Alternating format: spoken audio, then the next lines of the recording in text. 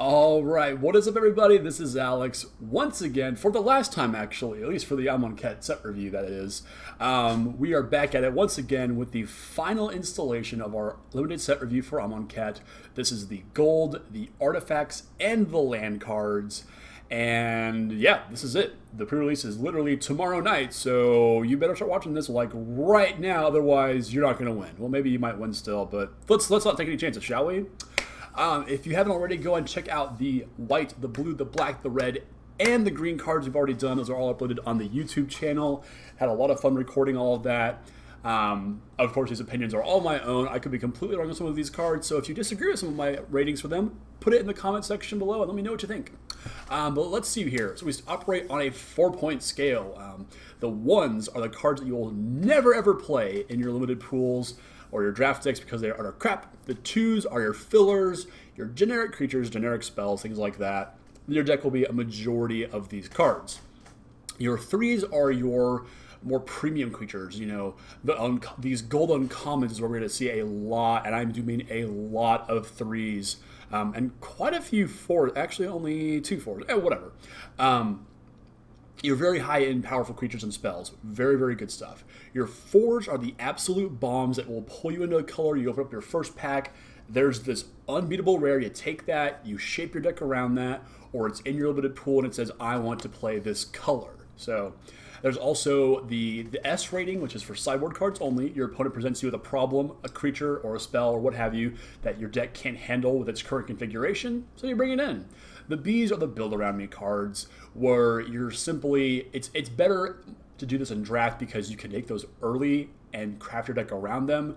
Pulling that off in Seal is a little bit more difficult because the pools are obviously completely random and you don't really have any way to dictate what you're going to be putting in your deck. So you just kind of have to go with it. You can get some value out of it, but they are usually much more effective in drafts. So let's kick it right off. There's a lot of ground to cover. Like I said, gold, artifacts, and lands. Let's kick it right into the golds with On-Crop Champion, which is a 2 green-white uncommon 4/4 human warrior that allows you to exert itself as it attacks. When you do, untap all other creatures you control. Holy crap. I'm not going to lie, I saw these gold cards for the first time literally the night before I'm recording this. Like, I was doing my ratings last night, and I was reading this thing. It's like, this can't be uncommon. This is gotta be a rare. No, it's an uncommon. It's a 3.5 for me. Obviously, in the Exert deck, this thing goes absolutely nuts because you're constantly able to untap all of your creatures. It gives everything pseudo-vigilance. I mean, this thing is insane. 3.5. You know, obviously it's gold, so I have to dock a couple points, so you just can't first pick it always. But yeah, this thing is incredibly powerful. Next up, we have Aven Wind Guide, 2 a white and a blue for a 2/3 uncommon bird warrior with flying and vigilance, and it gives your creature tokens you control flying and vigilance, and you can embalm it for 4 a blue and a white. So this is your token lord. Like, this thing is absolutely also insane. This is another 3.5. Like, if you have any tokens in your deck, you play this. If you're in blue-white, you play this for crying out loud, because the rest of your deck probably can already embalm themselves. It probably has tokens anyway. This card is absolutely insane. That's all I gotta say about that. Next up, we have Bounty of the Luxa. 2 green and a blue for a rare enchantment at the beginning of your pre-combat main phase. That's important. Remove all flood counters from Bounty of the Luxa. If no counters are removed this way, put a flood counter on Bounty of the Luxa and draw a card. Otherwise, add a colorless, a green, and a blue to your mana pool. So it's card draw half the time, ramp the other half of the time. I think that's actually kind of neat. I don't necessarily know what kind of archetype you're wanting to force into when you're playing a card like this, but this is just a good value card. I gave it a 3.5. Like, this card is very, very powerful, and it does a whole lot. And you just, you know, have to make sure that you're constantly keeping track of, you know, where it is. You know, the waters come in, then the waters come out. It's, you know, like the tides. But seriously powerful card. I don't know that I would first pick this in draft. I'm not quite sure just how powerful this card is. But I believe it is powerful. So that, you know, that's my one thought there. First pickable, I don't know. But definitely playable in limited. Sealed, that is. Next we have Decimator Beetle. 3 black-green for an insect at uncommon. It's a 4/5. It's already huge. When it enters the battlefield, put a -1/-1 counter on target creature you control. Whenever Decimator Beetle attacks, remove a -1/-1 counter from target creature you control and put a -1/-1 counter on up to 1 target creature defending player controls. So as long as you're manipulating counters like the black-green deck wants you to do with the crocodile and the beast hippo thingy, like this thing can do some serious work in that deck. This is another 3.5 because of how ridiculously powerful this is. Like these first 3 uncommons, the On-Crop Champion, the Evan Wind Guide, and now the Decimator Beetle, they feel like rares. And if they were just tweaked a little bit, I think they would have been. I do have a problem with its name though. To decimate, decimator, is to remove by a 10th.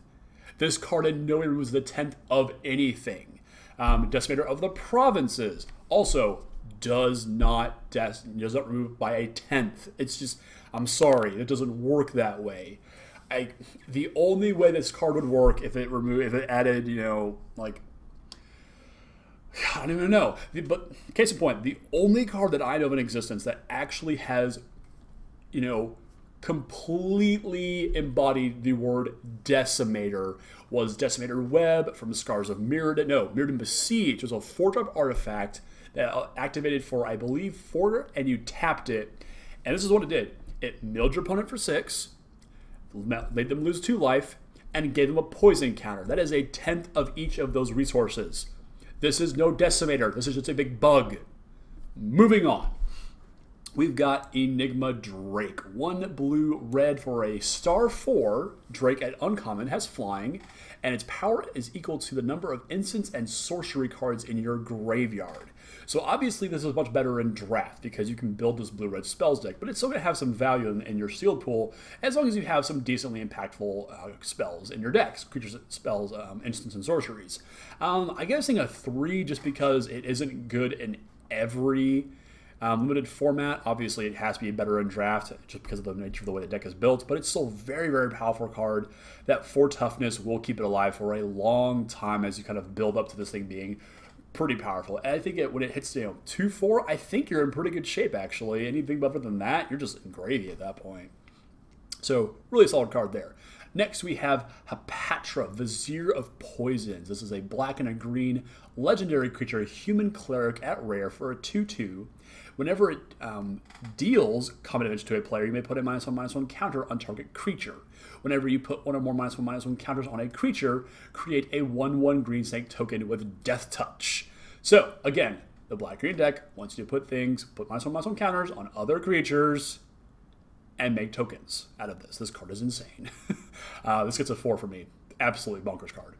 Next, we have Honored Crop Captain. Why isn't it the On-Crop?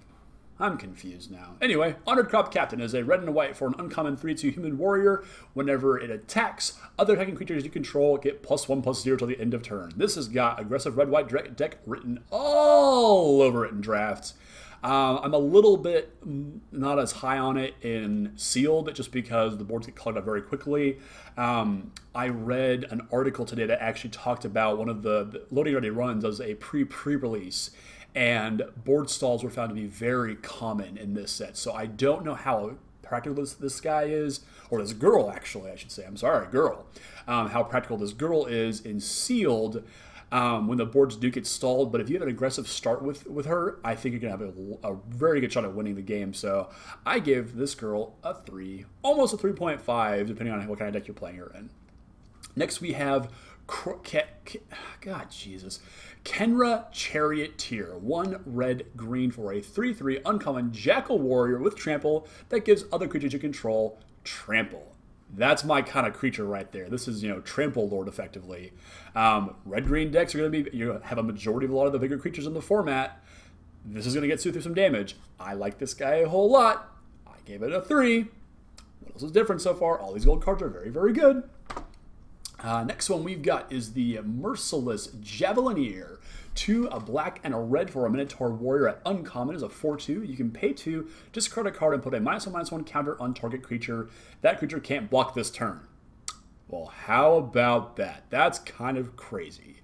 Yeah, this guy gets a 3.5 for me. This is so powerful. I mean, you're playing red-black, you already have removal in your deck. I honestly don't see what's stopping you with this card. I mean, just the ability to constantly fuel the black and the red creatures that want you to discard cards actively to give them, you know, a passive power boost. It's ridiculous how good this card is, and it's putting -1/-1 counters on your opponent's creatures and making them unable to block. Multiple activations of this will kill your opponent. This is absolutely insane. If this was a mana cheaper, we're probably looking at a rare power creature, honestly. This card is insane. Next we have Neheb, the Worthy. 1 black-red for a legendary creature Minotaur Warrior. It's a 2/2 at rare. First strike, other Minotaurs you control have first strike. As long as you have 1 or fewer cards in hand, Minotaurs get +2/+0. And whenever it deals damage to a player, that player, or each player actually, discards a card because Two-Headed Giant is a thing. Yeah, this thing's absolutely absurd. Yeah. This will kill most things in combat. It is a lord for the rest of your Minotaurs, of which there are several in this set.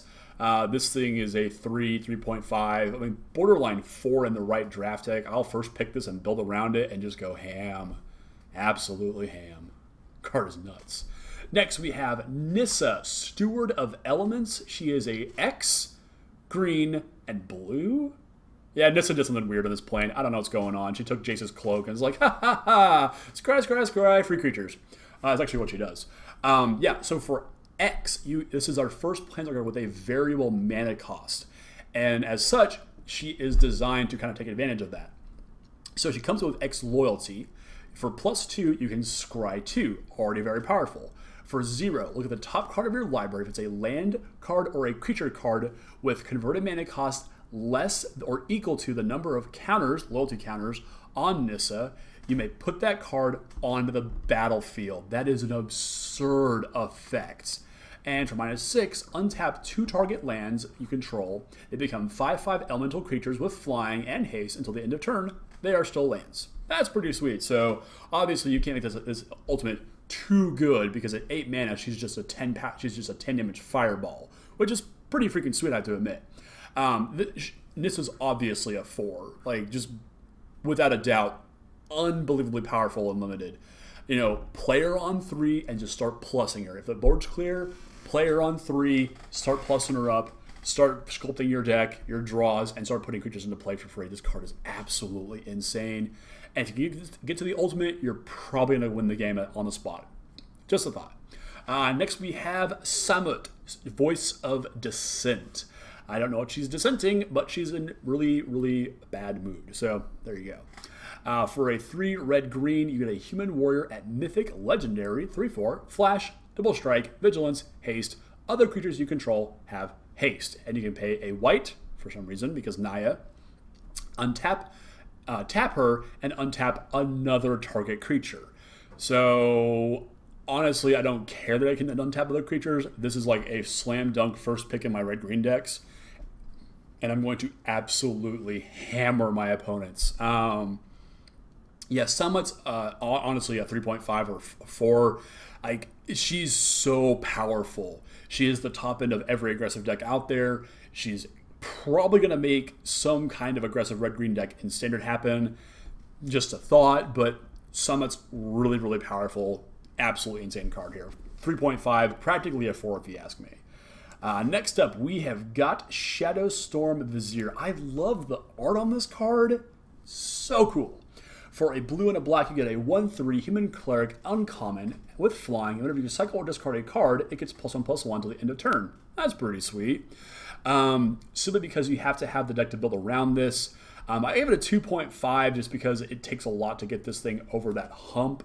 But if you are able to consistently cycle, and I do like to look at these cards as in they are in their best possible deck, it is quite powerful. So I can see this thing being as high as a 3. Just being able to make her bigger and bigger and bigger as your opponent is unable to block is really, really powerful. I think it's a very powerful card, though. Next up, we have Temet, Vizier of Naktamun.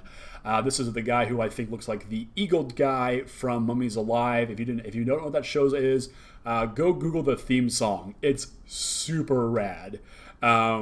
It's a cartoon back from the late 90s, I think. It was aired on, at least in Texas, UPN 21 during their animation block. It was a super sick show. I loved it. For a blue and a white, not a green, wow. For a blue and a white, you get a 2/2 legendary creature, human cleric. At the beginning of your upkeep, or no, combat on your turn, there we go. Target creature token you control gets +1/+1 till the end of turn and can't be blocked this turn. You can embalm him for 3, a blue and a white. Yeah. Template's really sweet. Obviously, you have to have tokens to go with it, but, you know, whatever. This is still a 3.5 for me. This thing's absolutely nuts. You can make some big tokens in this set. It's doable. Good card. Next up, we've got Wayward Servant. A white and a black will get you a uncommon zombie, 2/2. Whenever another zombie enters the battlefield under your control, each opponent loses 1 life and you gain 1 life. So, all of those, I don't know, embalm tokens, just black zombies in general, going to trigger this guy. I like it a whole lot. This is probably a 3 in my book. It comes down early in your black-white aggressive decks, and you just start getting value out of it. Super cool. Next up, Weaver of Currents. For a 1, a blue, and a green, you get a 2/2 Naga Druid at uncommon that taps for 2 generic mana.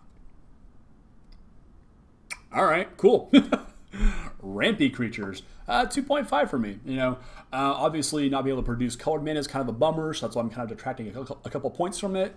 But other than that, this is a solid ramp spell that I'm just going to leave back and never attack with or block with. Just ramp into dudes. Super cool. Next up, we move into our split cards, and I don't know if you guys have noticed how I'm just not impressed, or if I've expressed how unimpressed I am with the design of these, but it's really, really awkward. That being said, start to finish is a uncommon. 2 and a white gets you an instant to create 2 1/1 white warrior creature tokens with vigilance, and the sorcery half of it, turn my head a little bit, Aftermath can only be cast from the graveyard at its additional cost to cast. I hate that phrasing again. Sacrifice a creature and destroy target creature. I'm in. Yeah, sure. Solid 3 in my black-white decks. Excellent removal spell. I like it a lot. Next up, we have Reduce to Rubble. This card is actually just bonkers. The blue half is an uncommon instant for 2 and a blue, and it says counter target spell unless your controller pays 3. So it's a worse mana leak. The rubble half, however, is a sorcery with Aftermath. Up to 3 target lands don't untap during their controller's next untap step. So let me tell you how this actually goes. You pass on 3 mana. You reduce their next spell. Ha ha ha. Untap, rubble them. You have put them so far behind. It's not even funny. Winning the game is probably all but a foregone conclusion. That is an insane amount of value right there. Even late in the game, to cut your opponent off of 3 whole mana, that's insane. This card gets a 3 for me, just because, again, counter magic is a little bit weaker in limited, unless you're playing a more controlling blue-red spells tempo-esque deck. This card is still incredibly powerful, and I think this might even see some constructed play. Just a thought. Next up, we have Destined to Lead. The Destined half is a 1 and a black uncommon instant. Target creature gets +1/+0 and gains indestructible until the end of turn. Lead is a turn head. 3 and a green Aftermath sorcery. All creatures able to block this target creature this turn do so if able. So that's kind of sweet. So make your guy big, make it unkillable, and make all of their guys block it. Pretty simple right there. 2.5 though, that's a heavy mana. That is a heavy mana requirement. It feels like a lot of these spells are being, they're suggesting that you cast these spells one after the other. You start and then you finish. Reduce to rubble. Like, obviously, it's where the card flows, but it feels like they want you to do it on their instant or in response to something, and then untap and hit them with the Aftermath effect. Or just do it all in the same turn. And it kind of, negates the fact that a lot of these are instants into sorcery. I don't know, maybe I'm wrong about that. But that feels like the way to do this. 6 mana, it basically, turns your creature into pariah but without having to die. So it's pretty cool, actually. As it is, though, it's a 2.5 for me. It's not all that impressive.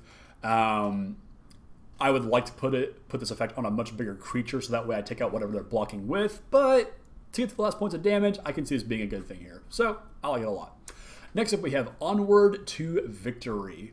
The Onward half has a 2 and a red instant at uncommon. Target creature gets X plus 0, or plus X plus 0 until end of turn where X is its power. Victory reads 2 and a white for a sorcery with Aftermath. Target creature gains double strike until the end of turn. Again, this is like they want you to cast this all in the same turn. Why make the first part instant? Like, I get it, it's a pump spell, but still, it just kind of bugs me a little bit that you can't have like put instant on it, for crying out loud. Like, they're gonna see it coming already. I don't know. I'm not very high on this card, to be completely honest. It's a 2 for me. It needs to be something pretty substantial to make this game to make this card as swingy and as powerful as I want it to be, but I'm just not that impressed by it. It's a 2. Next up, we have got Spring to Mind. The Spring half is a 2 and a green sorcery, uncommon. Search your library for a basic land card, put it on the battlefield tapped, and shuffle your library. Mind is a 4 blue instant, Aftermath, draw 2 cards. Opportunity costs 6 mana and drew 3, or was it 4? Whatever it is. This is kind of underwhelming, if I'm being completely honest. I gave this a 2.25. The ramp half is nice. Obviously, going to be able to, by ramping, it's getting you to the mind half of this, and it feels like that's what blue-green wants to do, is ramping consistently. So at that, it's not terrible, but I'm just really impressed with this. You know, Farseek was a card. Cultivate was a card. It's just meh to me. 2.25. I'm not impressed by this at all. Next up, we have Prepare to Fight. For the Prepare half is a 1 and a white sorcery at instant. Untap target creature. It gets +2/+2 and gains lifelink until the end of turn. Super great ambush spell. For Fight, it is a 3 and a green sorcery with Aftermath. Target creature you control fights target creature an opponent controls. So that's pretty sweet too. I gave this a 2.5. It's a great combat trick to catch your opponent out of nowhere. Having lifelink is not that irrelevant. Even if you lose a creature in combat, you're still getting some life back, so that's pretty sweet. And then the ability to fight, you know, for a pretty hefty investment of being able to do this for 5 mana, kind of sucks to pull both halves on the same turn, but it is what it is. It's a 2.5 though for me. I like this card a lot. Next up, we have Failure to Comply, aka this is what they give us when you make us ban Reflector Mage, says WotC. Failure is a 1 and a blue instant, rare, return target spell to its owner's hand. So it must be on the stack. So it's not like Venser or Unubstantiate where you can bounce a permanent already in play. The spell needs to be on the stack and you basically bounce back to their hand, kind of like Remand. Comply is a 1 mana white sorcery with Aftermath. Choose a card name until your next turn. Your opponent can't cast spells with the chosen name. So I guess the idea here is to failure the first spell, and then on your next turn, comply the spell again. Obviously, this is better in Constructed when your opponent actually has multiple copies of the same card, but I can see this being sort of like an oh shit handle that you have to pull occasionally. If they have a big bomb, you failure it, and then on your next turn you comply it, so that way you buy yourself at least a turn or two to get sort of, you know, your feet back underneath you. So I like this card, you know, quite a bit actually. It's a 2.5 for me. It's a good defensive spell. I like the tempo of it. Next we have Rags to Riches. Rags is a 2 and 2 black sorcery at rare, giving all creatures -2/-2 until the end of turn. I guess Languish was too good. Next we have Riches, the other half, 5 blue sorcery with Aftermath. Each opponent chooses a creature he or she controls. You control those creatures now. Cool. Yeah, this is a 3 for me. Rags is already a good board wipe. Most of the creatures in this format, save for the bigger green ones, will die immediately to that. Or you just use it as a sweeper to clean up the board after combat. Really good. And then Riches is just take something that you want from them. You know, it's really good. You know, kill off their board. Obviously, you're playing blue and black. You have some bounce. You have some removal spells. Kill them all first, and then say, I like to have your big guy now. Thank you. So that's a card, pretty cool card. Next up, we have Cut to Ribbons. I do like this card a whole bunch. Cut is a 1 and a red sorcery at rare. Cut deals 4 damage to target creature. Ribbons is X black sorcery with Aftermath. Each opponent loses X life. So you kill their guy, and then a few turns later, you fireball him to death. Awesome card. This is a 3.5 for me, honestly, just because it is such a solid removal spell that 4 damage will kill most things in this limited format, and the Ribbons is just the kill. That's all it is. This card's really cool, I think. Next up, we have Heaven to Earth. Heaven is an X and a green instant at rare. Heaven deals X damage to each creature with flying. I hope if you're playing blue-white flyers, your opponent just doesn't go on your instep, Heaven you. And then you look really stupid. Or, alternatively, you're playing a ground creature deck and you know, lots of creatures on the ground. They Heaven a couple of your flyers and they untap casting Earth, X red sorcery, Aftermath. Earth deals X damage to each creature without flying. Like, this is a wham and a bam, and then they thank you as you sign the match slip. Card's nuts. Definitely a 3.25 for me, somewhere in there. Just because, you know, the front half, it needs a target before the back half becomes relevant. Obviously, if this was backwards, I think it'd be a little bit better, but it's whatever. This card's still really powerful. Now, let's scroll all the way back up to the top and look at our invocations that we have in gold. There are 2 of them, and we're going to go find the first one as we're moving along on Moonlight Bay. Where the heck is it? Here we go. First one is Maelstrom Pulse. This is a 1 green-black sorcery. Destroy target non-land permanent an opponent controls, and all other permanents with the same name. So, tokens? All dead. Commons all with the same name? All dead. Or just kill whatever. I like this card quite a bit. This sees a lot of modern play, limited legacy play, but this card's really powerful. If you open this, you're playing black, green, or hell. If you're playing one of those colors, splash for this and just kill something. Super cool card. And our other gold invocation is Vindicate. 1 a black and a white. Sorcery. Destroy target permanent. Note that doesn't say non-land. Yeah, this was a super powerful spell back in the day. I want to say this was from Apocalypse, and saw for a good while a lot of legacy play in the Stoneblade decks, the black-white Stoneblade decks. It's fallen off the radar almost entirely now, but it's still a really cool card. Blow up whatever the hell you desire with this card. I love it. So, that was all of our gold cards. Let's immediately just run right along into our artifacts. There are no invocations on artifacts, so we're going to skip right into them. We're going to scroll over to my ratings of these. There we are. And we're going to move right into the first one with Bontu's Monument. There is a full cycle of these monuments for each of the gods, and they all have a unique effect attached to them. So for 3 generic mana, you get a legendary artifact that lets your black creature spells you cast... Oh my god! You cast cost. Wizards, help me out here. There's got to be a better way to say that. I know there's not, but there has to be a way. Black creature spells you cast, comma, there we go, cost 1 generic mana less to cast. Whenever you cast a creature spell, each opponent loses 1 life and you gain a life. This is actually kind of insane, making all those aggressive black creatures already in your deck more dangerous than they already were. Absolutely insane card here. I love all the monuments.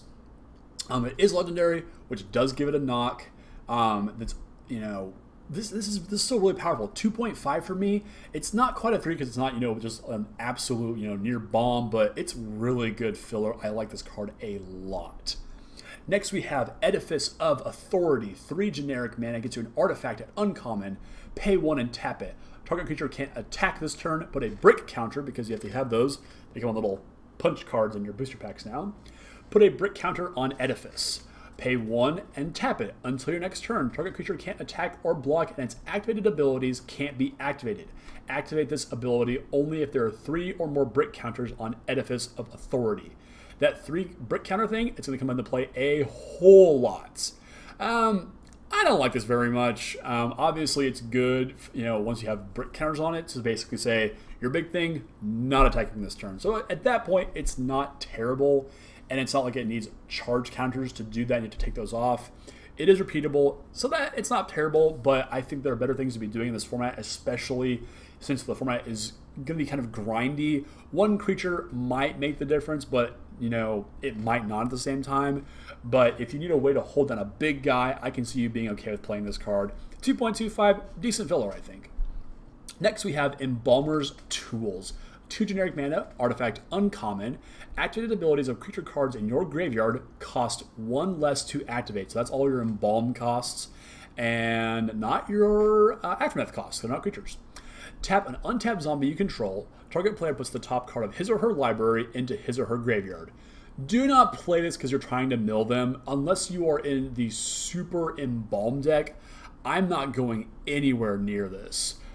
This is a 2.25 for me just because it does have a pretty sweet effect and the embalm creatures are quite powerful, but it's really not that great either. Next, we have Gate to the Afterlife. What's behind door number 1, Johnny? It's a new card. 3 generic mana gets you an artifact, uncommon. When a non-token creature you control dies, you gain a life and you may loot. So draw a card, and if you do, discard a card.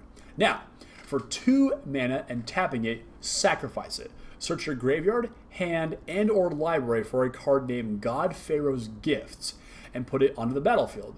If you search your library this way, shuffle it. Activate this ability only if there are 6 or more creatures in your graveyard. Spoiler alert, God Pharaoh's Gift is not in this set. If we remember back to Weapon Craft Enthusiast or whatever the heck the thing was called in Cons, which talked about Vial of Dragonfire. We didn't see Vial of Dragonfire until Dragons of Tarkir. Same thing here. We'll see it next set. It's probably a crappy uncommon that doesn't actually do anything. As it stands, this is utter trash. The loot effect is nice, I guess, but it's not. It's really just filler, and really bad filler at that. Don't play this card either. This probably should be a 1. Unless we get to see God Pharaoh's Gift, and it's actually insane. Moving on, though, we have Hazoret's Monument. 3 generic mana for a legendary artifact, as they all are. Uncommon, red creatures spells you cast cost 1 generic mana less to cast. Whenever you cast a creature spell, you may discard a card. If you do, draw a card. That is a reverse looting right there. Rummaging, I believe, is what the rummaging is the technical term for that, I believe. Again, this is really powerful. 2.5 for me, just being legendary kind of knocks it. Obviously, the May effect on casting a creature, if you're empty-handed, you don't have to do that. This is still a really powerful card. I like this a whole lot. Makes some of those more expensive red creatures cost, just enough less to make them really dangerous. So, great card. Next, we have Honed Khopesh. Yes, that's actually how you say that, Khopesh. 1 generic mana gets you an artifact equipment. Equip creature, +1/+1, and equips for 1. Don't play this trash. It's not good. Moving on. Kefnet's Monument's next. 3 generic mana, legendary artifact, uncommon. You know the drill. The blue ones, they cost 1 less. Whenever you cast a creature spell, target creature an opponent controls doesn't untap during its controller's next untap step. So if you have this sort of like blue aggressive tempo deck, you can lock their entire freaking board down with this card. It is nuts. It's a shame it didn't draw cards, but hey, the red one had to do something, right? Kefnet's Monument, 2.5 for me, awesome card. Next we have Luxa River Shrine. 3 generic mana for an artifact at common. Tap it and 1, you gain 1 life, put a brick counter on it. Tap it, and you gain 2 life. Activate this ability only if there are 3 or more brick counters on Luxa River Shrine. Now, I can get behind this. In a grindier deck, I will play this. I will put brick counters on it. I will gain life. I will gain so much life that you won't be able to beat me unless you deck me. And if you're trying to mill me out, don't do that either. This card's, I think, secretly insane. Just because of the ability to gain life at instant speed for literally not a whole lot of investment. It's a 3 mana and some turns. Like, that's not bad at all. If the game is going kind of long, this is really good, I think. I give this a 2.5. I might be crazy. Might. Moving on to Oketra's Monument. Here's the white one. 3 generic mana, legendary artifact, does the white thing for white creatures, obviously. Whenever you cast a creature spell, create a 1/1 white warrior creature token with vigilance. It is pretty sweet that all the monuments trigger off of any creature, no matter what their color. Otherwise, they'd be a lot more narrow and not as good, I don't think. That being said, this one's kind of nuts too. Casting creatures and getting more creatures is absolutely insane. This is a 2.5 for me. Really sweet card. Next, we have Oracle's Vault. Probably the only artifact in the entire freaking set that is worth bringing in artifact removal, my opinion. Oracle's Vault costs 4 generic mana for a rare artifact. Why is it not legendary? Like, all of these things feel like they should be legendary for some reason. I don't know. Maybe that's just me. I don't know. Pay 2 and tap it. Exile the top card of your library until the end of turn. You may play that card. Pretty simple. Put a brick counter on Oracle's Vault. Or tap it. Exile the top card of your library. Until the end of turn, you may play that card without paying its mana cost. Ah, now we see. Activate this ability only if there are 3 or more brick counters on it. That's why this card gets nuts. Now, it is worth noting that this can hit lands, because it's not casting, unlike Chandra Torch of Defiance. This says play, and you play lands. You don't cast lands. This could get out of control very, very quickly. Obviously, you know, do what you will with this. Still pretty cool in your main phase. Play some more stuff. Pretty cool. Not bad at all. Still, it's a 3.5. Like, this card is pretty nuts, I'm not going to lie. Next one we have is Pyramid of the Pantheon. 1 generic mana gets you a rare artifact. Pay 2 and tap it. Add 1 mana of any color to your mana pool. Put a brick counter on it. Here we go again. Tap it. Add 3 mana of any 1 color to your mana pool. Activate this with me. Now say it with me. If there are 3 or more brick counters on Pyramid of the Pantheon. So, woohoo. There you go. I like this quite a bit as well. This is a massive ramp spell. This might be the other artifact and the only other one to bring in artifact removal against. But if this thing gets online, holy crap, you've invested, I mean, let's be real here. 2, 4, 6, 7 mana into this. But I think the payoff is quite high. I think this is a solid 3, maybe higher depending on just how powerful this card actually, turns out to be. I'm going to reserve judgment on this one, but I think it's really powerful. Be careful of this card if your opponent plays it on 1. Just saying. Next, we have Rodus Monument. It's the green one. You know what it costs. You know what it does. When you cast a creature spell, target creature you control gets +2/+2 against trample till the end of turn. This is the only one I'm not too crazy about, just because I like better effects than, pump and trample. It's still good though. It's a 2.25 for me. I'm just not all that impressed by it really. Next, we've got Throne of the God Pharaoh, aka the card that will destroy the Saheeli Copycat Mirror unless they ban one of those cards. But Throne of the God Pharaoh is a 2 generic legendary artifact at rare. At the beginning of your end step, each opponent loses life equal to the number of tapped creatures you control. That's kind of cool, actually.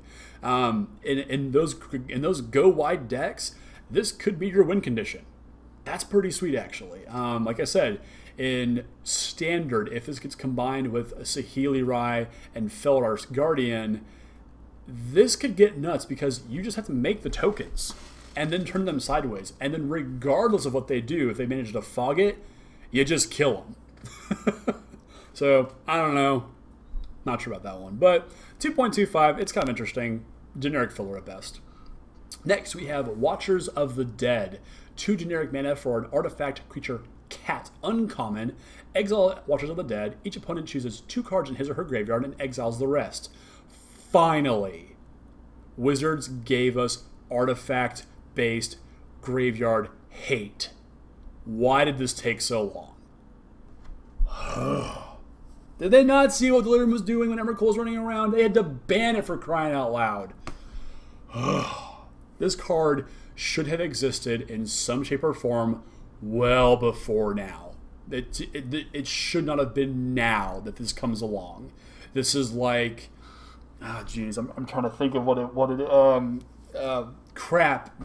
Mass artifact removal against Affinity back in that Standard. Just, like, these things cannot take this long to come around. Like, we have to have cards like this in Standard always, I think. There has to be some kind of generic artifact removal for graveyards. That just has to be a thing, I think. I don't think we can get around this anymore.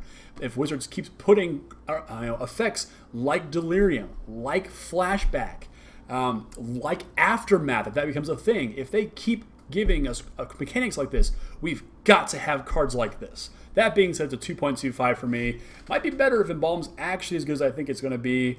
I would maniac this thing, honestly. It's a really cool card. And that is the end of our artifacts. So we are going to move over to the lands. Boom. There are some forests. Yeah, so it has forests, so that's good to know. All right, let me bounce over to my ratings of these bad boys. Some of these are actually kind of sweet. Quick word on the cycling lands. They all get 3s because they're all really good. So I'm going to skip Canyon Slough. It's the black-red one. It's a 3. You can cycle it for 2. It comes into play tapped, adds black or red. It is a swamp mountain. So in Modern, these things get real good with things like Life from the Loam. Super sweet. Yeah. Anyway, moving on. Cascading Cataracts. It's a rare land. Also indestructible for reasons. Tap it to add a generic mana to your mana pool, or pay 5 and tap it, so 6 altogether.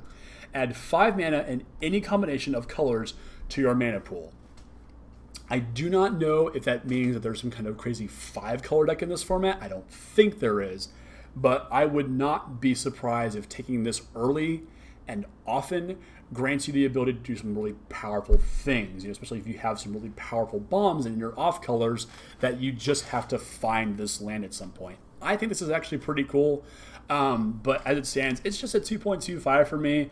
It's not like I'm going to go out of my way to try and play a 5-color deck or anything beyond 3 colors just because of a card like this. It's kind of whatever. Next we have Cradle of the Accursed. Land Desert? Oh yeah, here's the payoff for those cards we talked about in green. Yeah, there are multiple desert subtype lands in this set, which is actually kind of cool. And I like this one. It's a big old, monolith thing, or a cradle, if you will. Tap it to add a generic mana to your pool, or pay 3 and tap it, sacrifice it, and get a 2/2 black zombie creature token. Activate it when you can cast a sorcery, because Wizards doesn't want you ambushing your opponent. I need a drink. 1 second.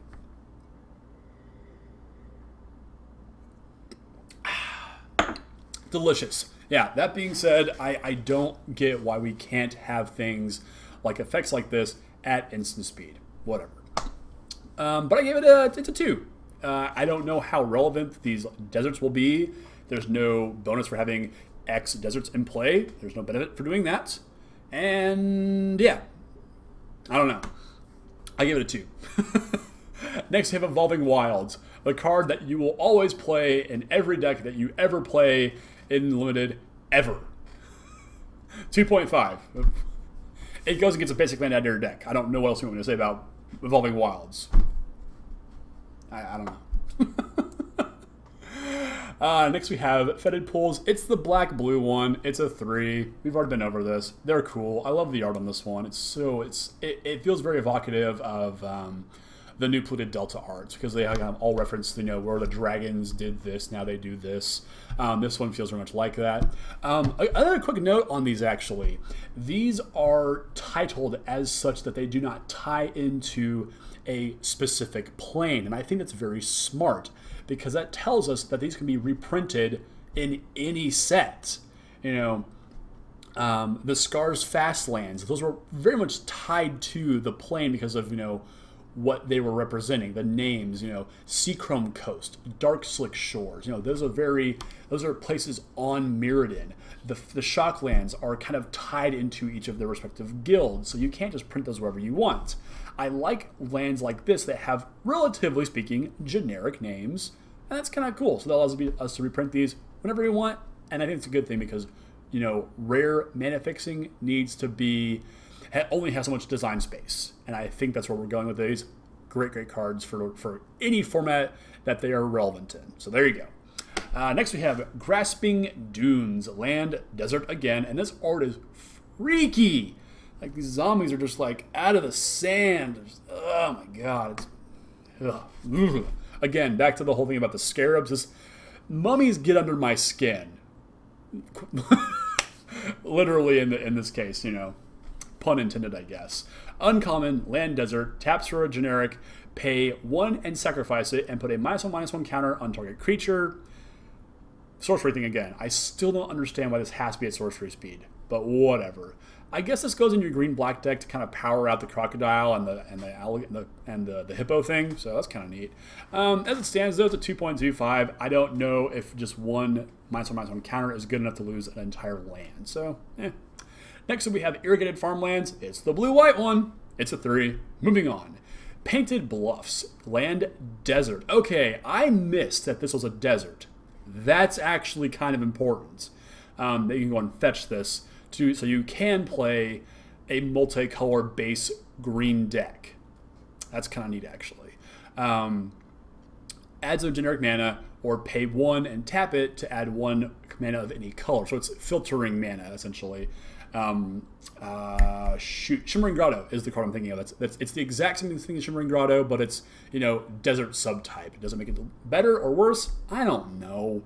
Moving on to our last 3 cards in the set. The last 3 lands. Shattered, wow. Scattered Groves, Sheltered Thicket are the red-green and the white-green dual lands respectively. They're both 3s, you know what they do.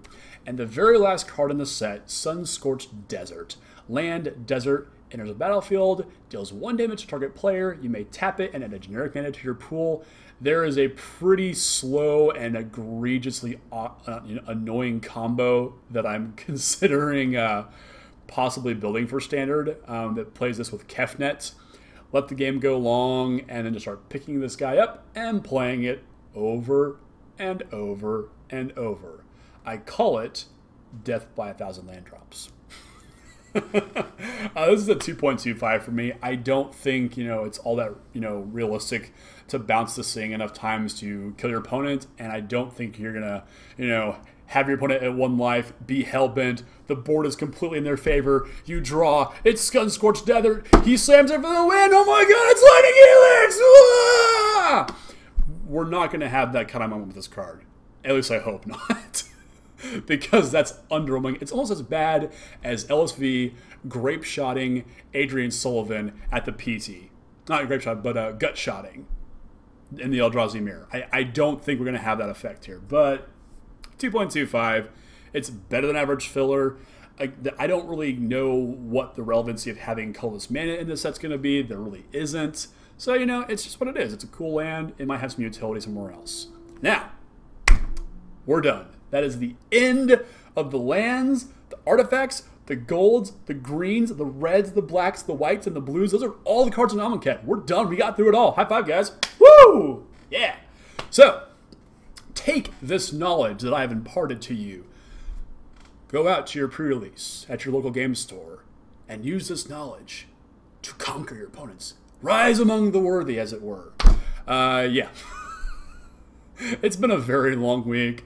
I'm glad you guys have all stuck around to watch this with me and listen to me rant about these cards. Am I right about some of these? Am I wrong about some of them? Let me know in the comments. Please subscribe to the YouTube channel here.